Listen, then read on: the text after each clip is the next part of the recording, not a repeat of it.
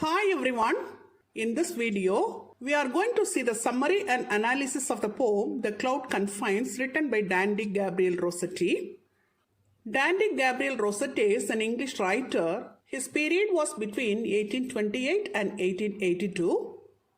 His full name is Gabriel Charles Dante Rossetti. He was an English poet, illustrator, painter and translator. He was born on 12th May 1828 in London, England. He attended the King's College School. He founded the Pre-Raphaelite Brotherhood in 1848 with William Holman Hunt and John Everett Millais. The Pre-Raphaelite Brotherhood is a group of painters treating religious, moral and medieval subjects in a non-academic manner.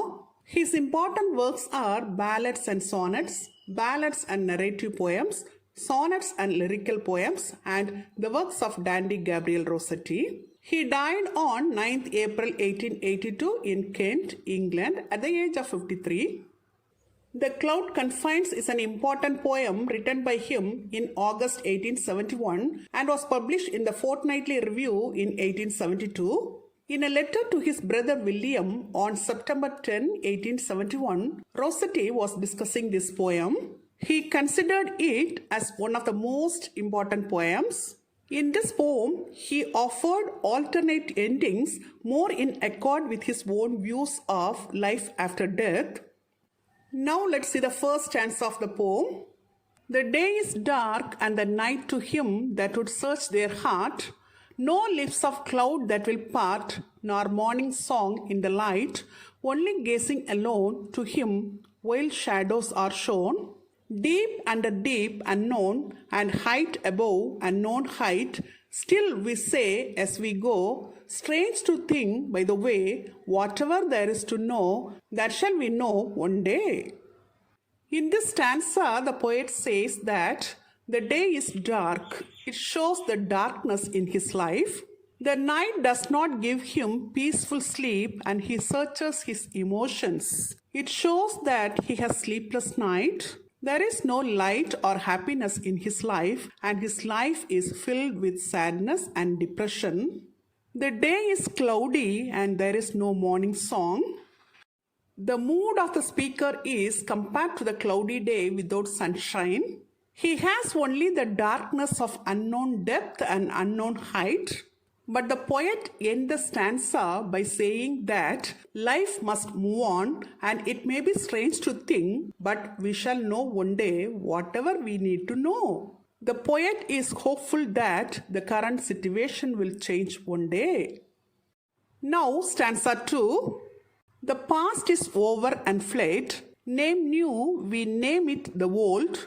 Thereof some tale hath been told, but no word comes from the dead, whether at all they be, or whether as bond or free, or whether they too were we, or by what spell they have sped.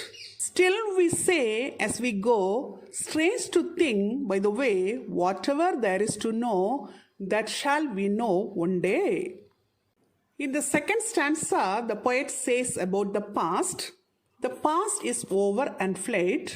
Some of our past ideas once named new are named old now. That is, whatever named new in the past has become old today. Some stories have been told, but they are not from the dead.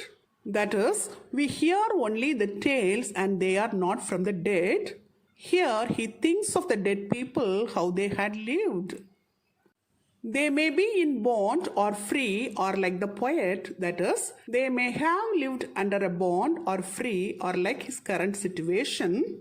He thinks by what magic spell they have sped fast, how they have sped fast like a magic spell.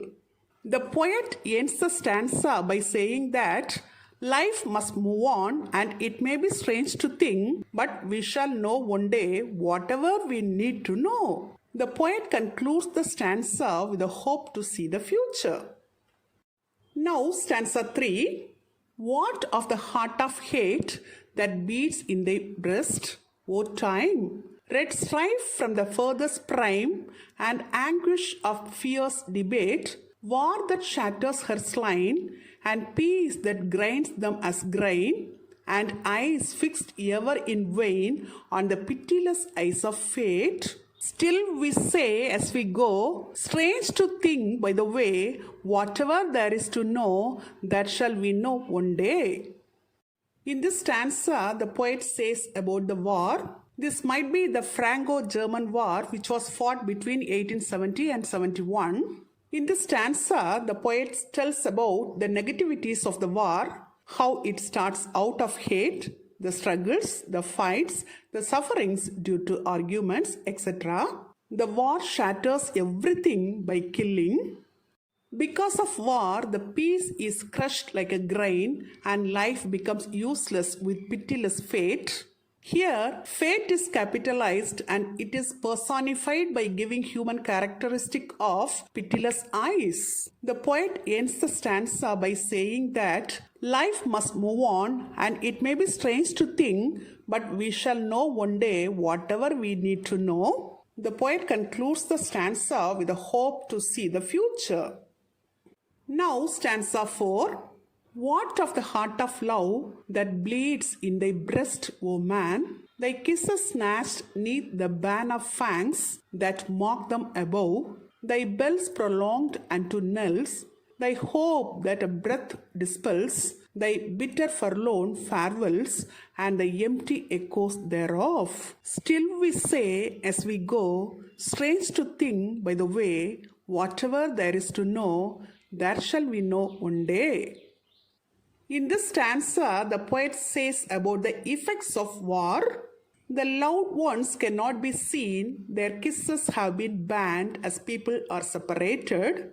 As the loved ones have been separated, their affections cannot be shared. The beastly things like fangs have taken them above. The funeral bells of the dead can be heard, and they are given farewell, and there are only mourning. There are only deaths. Only funeral bells can be heard, and the close ones bade farewell to their dead loved ones. So, mourning fills everywhere. The poet ends the stanza by saying that life must move on, and it may be strange to think, but we shall know one day whatever we need to know. The poet concludes the stanza with a hope to see the future. Now stanza 5. It is the last stanza of this poem. The sky leans dumb on the sea, weary with all its wings, and oh, the song the sea sings is dark everlastingly. Our past is clean forgot, our present is and is not, our future is a sealed sea plot, and what betwixt them are we? We who say as we go, strange to think by the way, whatever there is to know, that shall we know one day. In this stanza, the poet says about his feelings at that time. He just lives silently without expressing anything. He says that the sky always leans dumb on the sea, weary with all its wings, though he has opinions and words to say, he cannot do due to tiredness. The song the sea sings is only of gloominess, and the place the poet lives is also of gloominess. The poet says that the past is completely forgotten, the present is uncertain, and the future is with the hope. The future is a sealed seed plot, a closed plot of land with seeds are sown, and the poet asks that what are we between them? It is unknown to all. The poet ends the poem with a question and a note of hope. With this, the poem comes to an end. Till now, we have seen the summary of the poem. Now let's see the analysis of the poem. This poem was written in August 1871 and was published in the Fortnightly Review in 1872. The poem consists of 5 stanzas and 60 lines. In this poem, Dante Gabriel Rossetti offered alternate endings more in accord with his own views of life and death. The poem is told from the perspective of a third-person objective point of view. This poem is a true expression of the poet's own position at that time.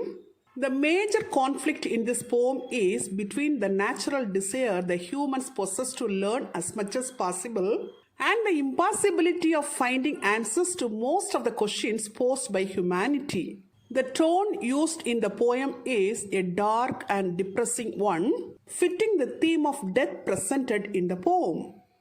We find onomatopoeia in the line morning song in the light. The poet used lexical repetitions to emphasize a significant image. We, are, whether, they, of, they, are repeated. The poet used anaphora at the beginnings of some neighboring lines. The same words are and they are repeated. The poet used the same words the, what at the beginnings of some neighboring stanzas. The figure of speech is a kind of anaphora. The poet repeated the same word day at the end of some neighboring stanzas. The poetic device is a kind of epiphora. The literary device anodiplosis is found in two or more neighboring lines. The word we connect the lines. The rhyme scheme of the poem is AB, BA, CC, CA, DE, DE. Refrain, that is the repetition of same lines, is used at the end of each stanza. Till now, in this video, we have seen the summary and analysis of the poem The Cloud Confines, written by Dante Gabriel Rossetti. Hope you would have understood it very clearly. Thank you for listening.